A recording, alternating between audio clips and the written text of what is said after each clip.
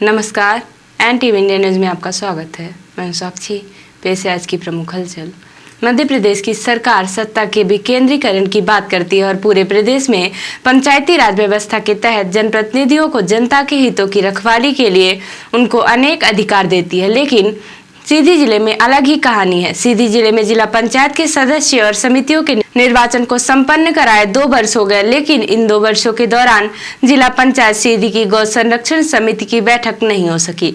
पूरे प्रदेश में आवारा पशुओं की समस्या जब गले की फांसी बन गई तो सीधी में भी संबंधित विभाग को गौ संरक्षण समिति की बैठक कराने की याद आई और लगभग 2 वर्ष बीतने के बाद 18 सितंबर को गौ संरक्षण समिति की बैठक समिति की अध्यक्ष श्रीमती सुमन डॉक्टर मनोज कोल की अध्यक्षता, समिति की सदस्य श्रीमती मीरा विश्वकर्मा, समिति की सदस्य श्रीमती चंद्रावती साकेत और जिला पंचायत की अध्यक्ष श्रीमती मंजू रामजीत सिंह की विशेष मौजूदगी में आयोजित की गई। आयोजित बैठक में रखे गए एजेंडे में सीधी जिला के संपूर्ण संचालित गौशाला के क्रियान्वयन की समीक्षा, संपूर्ण सीधी जिले में विचरण कर रहे हैं आवारा पशुओं से हो रही सड़क दुर्घटना, किसानों की फसलों के हो रहे नुकसान की समीक्षा की गई। बैठक में संपूर्ण सीधी जिले में विचरण कर रहे आवारा पशुओं के साथ हो रहे अमानवीय कृत्यों की रोकथाम को लेकर भी व्यापक चर्चा की गई। इसके साथ पशु चिकित्सा एवं पशुपालन विभाग के अंतर्गत संचालित शासन द्वारा सभी योजनाओं की समीक्षा की गई। बैठक में पशुपालन में बीमा किए हुए लाभार्थी पशुपालकों की भी समीक्षा की गई। बैठक के दौरान गौ संरक्षण समिति की सभापति सुमन डॉक्टर मनोज ने भी जनता से जुड़े कई बिंदुओं के प्रस्ताव समिति की बैठक में रखे, जिन पर समिति के सचिव ने विचार करके उस पर अमल करने की बात कही। जिला पंचायत की गौ संरक्षण समिति की बैठक के बाद समिति के अध्यक्ष सुमन डॉक्टर मनोज ने मीडिया को अपनी प्रतिक्रिया देते हुए कहा कि लगभग 2 वर्षों तक शासन प्रशासन के दिए गए अधिकारों से हम लोग वंचित रहे। हमारे समिति की एक भी बैठक नहीं हुई। आखिरकार 2 वर्ष के अंतराल में यह हमारी पहली बैठक हुई है। हमें उम्मीद है शासन प्रशासन समिति के निर्णय का पालन करेगी, जिससे जनता का कल्याण होगा। मैं जब से निर्वाचित हुई हूँ, इस समिति में सभापति बनी हूँ, तो ये मेरी पहली बैठक है और इससे पहले भी मैं दे चुकी हूँ, तो नहीं हुई।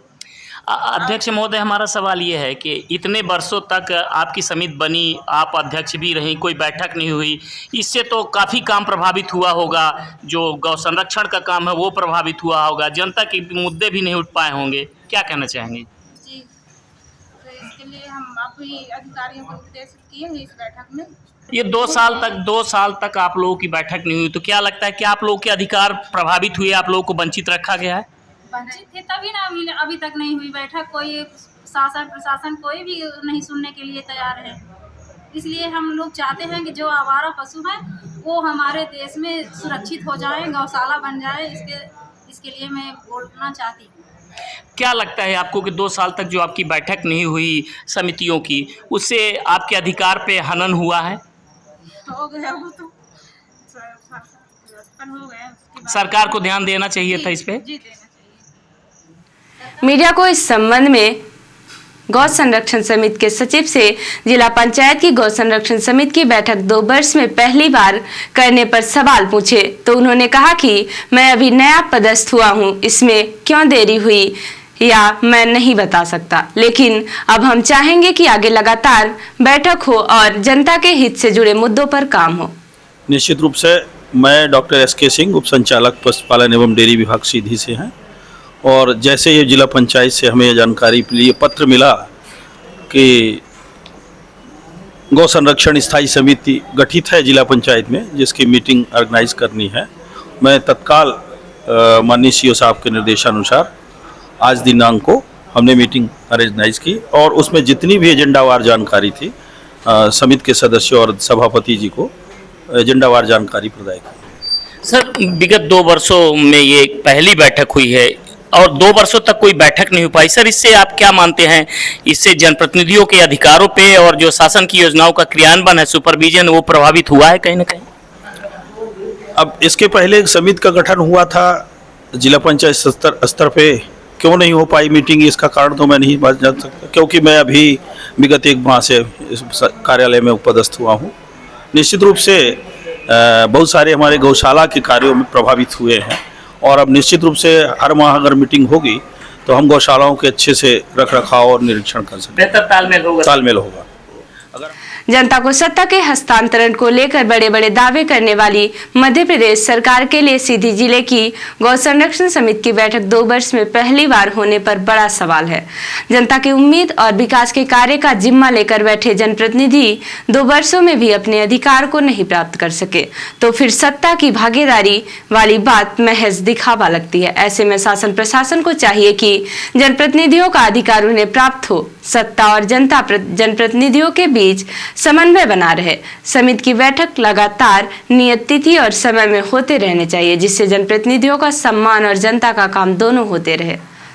तब जनप्रतिनिधि और जनता के बीच सत्ता की भागीदारी की सरकारी दावे सफल होते दिखाई देंगे, वरना जनता और जनप्रतिनिधियों का विश्वास सरकार के इस तरह के वादों से उठ जाएगा। भारतीय जनता पार्टी के वरिष्ठ नेता एवं देश के प्रधानमंत्री नरेंद्र मोदी के जन्म दिवस पर भारतीय जनता पार्टी सेवा पखवाड़ा मना रही है, जिसके अंतर्गत लोकसभा संसदीय क्षेत्र के सांसद डॉक्टर राजेश मिश्रा एवं सीधी विधायक रीति पाठक ने पार्टी पदाधिकारी एवं कार्यकर्ताओं के साथ मिलकर स्थानीय गोपाल दास मंदिर में झाड़ू लगाकर परिसर की स्वच्छता कर स्वच्छता का संदेश दिया। परिसर को स्वच्छ करने के पश्चात सांसद डॉक्टर राजेश मिश्रा ने कहा कि प्रधानमंत्री नरेंद्र मोदी के जन्म दिवस 17 सितंबर से लेकर राष्ट्रपिता महात्मा गांधी के जन्म दिवस 2 अक्टूबर तक स्वच्छता एवं सेवा पखवाड़ा पार्टी आयोजित कर रही है। इसके पीछे का उद्देश्य है स्वच्छता का लोग महत्व समझे और जीवन में उतारें। स्वच्छता से ही घर में लक्ष्मी आती है, स्वच्छ समाज से ही स्वस्थ राष्ट्र का निर्माण होता है। सीधी विधायक रीति पाठक ने कहा कि राष्ट्रपिता महात्मा गांधी स्वच्छता के आग्रही थे। स्वच्छ मन, शरीर, बुद्धि के साथ साथ अपने आसपास के परिसर को भी स्वच्छ, सुंदर और भव्य बनाने का संकल्प हम सभी को लेना चाहिए। स्वच्छता से बीमारियां दूर रहती हैं। इस अवसर पर प्रमुख रूप से भाजपा प्रदेश कार्य समिति के सदस्य इंद्र शरण सिंह चौहान, मऊगन जिला संगठन प्रभारी के तिवारी, जनपद अध्यक्ष धर्मेंद्र सिंह परिहार, डॉक्टर देवेंद्र त्रिपाठी सहित अनेक पार्टी पदाधिकारी और कार्यकर्ता उपस्थित रहे। सीधी शहर में गणपति उत्सव के दौरान 10 दिनों से भगवान श्री गणेश के भक्तों ने भगवान श्री गणेश की विशाल प्रतिमाओं को स्थापित करके उनके दरबारों को खूबसूरत लाइट डेकोरेशन से सजाकर भगवान श्री गणेश की सेवा की। इस दौरान भगवान श्री गणेश के भक्तों ने भगवान श्री गणेश के दरबार में भजन कीर्तन के साथ लगातार 10 दिनों तक प्रसाद वितरण और भंडारे के कार्यक्रम किए। गणपति उत्सव समाप्त होने के बाद भगवान श्री गणेश के विसर्जन के पूर्व भगवान श्री गणेश के भक्तों ने भगवान श्री गणेश की विदाई बड़े ही धूमधाम से की। सीधी शहर के गांधी चौक में पुरानी गल्ला मंडी के भक्तों ने भगवान श्री गणेश की विशाल प्रतिमा स्थापित करके लगातार 9 दिनों तक भव्य कार्यक्रम किए। 18 सितंबर को भगवान श्री गणेश की प्रतिमा का विसर्जन करने के पूर्व पुरानी गल्ला मंडी के भक्तों ने सीधी शहर में भगवान श्री गणेश की शोभा विसर्जन यात्रा निकाली। शोभा यात्रा के दौरान भगवान श्री गणेश के भक्त डीजे और धमाल बैंड बाजे की धुन पर जमकर नाचते नजर आए।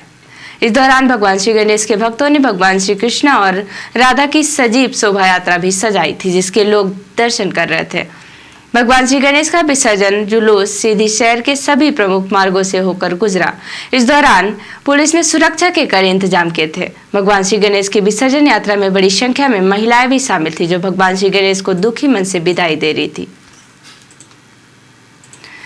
सीधी शहर के सोनांचल बस स्टैंड में विगत कई वर्षों से सोनांचल बस स्टैंड और सोनांचल सेवा समिति के भक्तों द्वारा भगवान श्री गणेश की भव्य प्रतिमा स्थापित की जा रही है। सोनांचल सेवा समिति के भक्त भगवान श्री गणेश के पंडाल और पूरे बस स्टैंड को भव्य लाइट डेकोरेशन से सजाकर भगवान के पूरे तन, मन और धन से लगातार 10 दिनों तक सेवा करते हैं। इस बार भी सोनांचल सेवा समिति और बस स्टैंड के भक्तों ने सोनांचल के राजा भगवान श्री गणेश की 10 दिनों तक सेवा की और भगवान श्री गणेश के दर्शन करने आने वाले भक्तों के लिए भजन, कीर्तन, प्रसाद और भंडारे के भी आयोजन किए।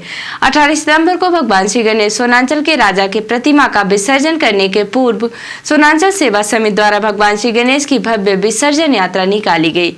इस यात्रा में डीजे, धमाल, बैंड, कई रथ शामिल थे। विसर्जन यात्रा में सोनांचल सेवा समिति और बस स्टैंड के भक्तों ने डीजे और धमाल बैंड पर जमकर नृत्य किया। सीधी शहर में निकले सोनांचल के राजा का जगह जगह स्वागत किया गया। सोनांचल के राजा का जुलूस देर रात तक चला। इस दौरान भगवान श्री गणेश के भक्तों ने खूब मौज की और गणपति बप्पा से अगले बरस फिर से जल्दी आने की कामना की।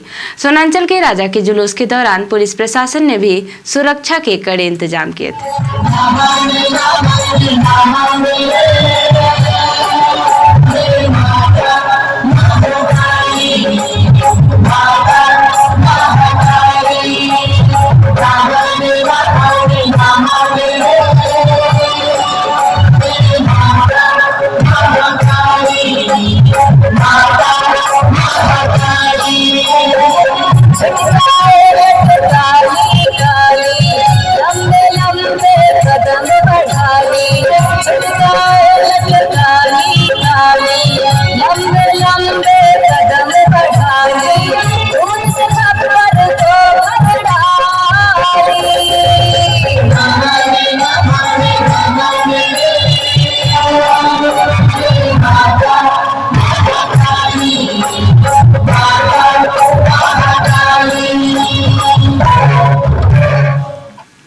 बीते दिनों केंद्रीय मंत्री नवनीत बिट्टू और उत्तर प्रदेश के मंत्री राजा भैया शिवसेना शिंदे गुट के मंत्री द्वारा देश के विपक्ष के नेता प्रतिपक्ष राहुल गांधी पर की गई विवादित टिप्पणी को लेकर पूरे देश में कांग्रेस जनों में आक्रोश फैला है और कांग्रेस पार्टी इसको लेकर राहुल गांधी के विरोध में टिप्पणी करने वाले लोगों के खिलाफ एफआईआर करती घूम रही है। वही 18 सितंबर को सीधी जिले में एनएसयूआई के अध्यक्ष सौरभ सिंह ने अपने कई साथियों के साथ मिलकर संजय गांधी कॉलेज के पास उक्त बयान के विरोध में पीएम मोदी के पुतले का दहन किया और मीडिया को अपने विरोध प्रदर्शन की जानकारी दी। प्रकार से भाजपा के नेताओं द्वारा या भाजपा के साथ जो संगठित संगठन है उनके द्वारा जिस प्रकार का अनर्गल बयान माननीय राहुल गांधी जी के खिलाफ दिया जा रहा है उसके विरोध में एनएसयूआई ने नरेंद्र मोदी जी का पुतला दहन किया है और इसी के साथ साथ चेतावनी दी है कि जल्द से जल्द उन नेताओं के खिलाफ कार्रवाई करें, नहीं तो बड़ा ही आंदोलन होगा सीधे शहर में।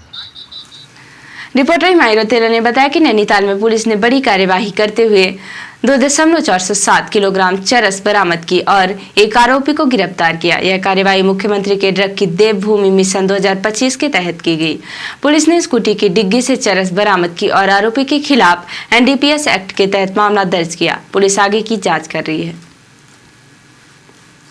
और अब पेश है प्रादेशिक हलचल। राष्ट्रपति ने खरीदी 33,000 रुपए की 2 साड़ियां। इंदौर के मृगनयनी एम्पोरियम में कलाकारों से मिली द्रौपदी मुर्मू।